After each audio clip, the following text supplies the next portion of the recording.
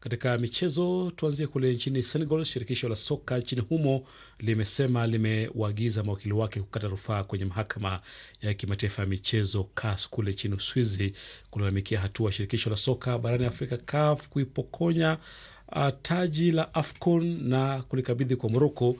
Senegal inasema kwamba itaendelea kupambana hadi mwisho kutetea ushindi wake ambao wanasema wachezaji wa Simba wa Teranga walipata uwanjani.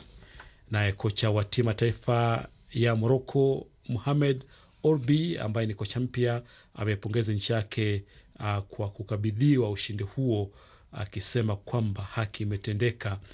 Kauli kama hiyo pia imekuwa ikitolewa na mashabiki mbalimbali wa Morocco ambao wamekuwa wakisherehekea hatua hiyo, ambayo bado imeendelea kuzua maswali mengi sana Minslet kuhusu hatua hiyo ya CAF.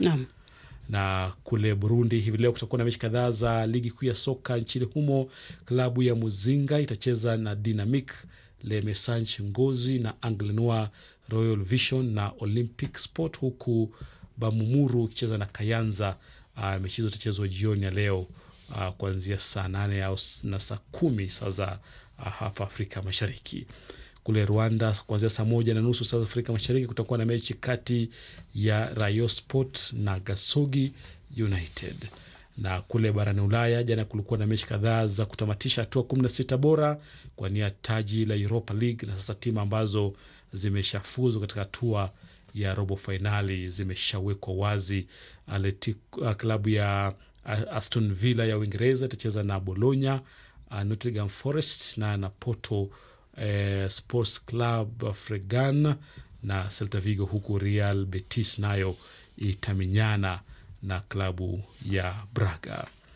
Na kule Uingereza kutakuwa na mechi moja tu ya ligi ya soka hivi leo kati ya Bournemouth na Manchester United.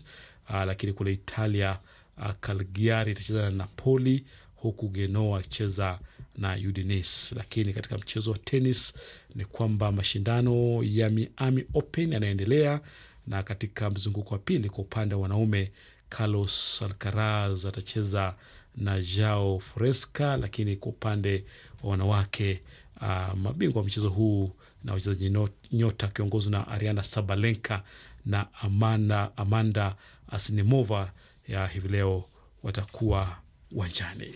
Naam, ni kushukuru Victor Buso. Shukrani sana, kutakie Juma njema. Juma njema kwako pia.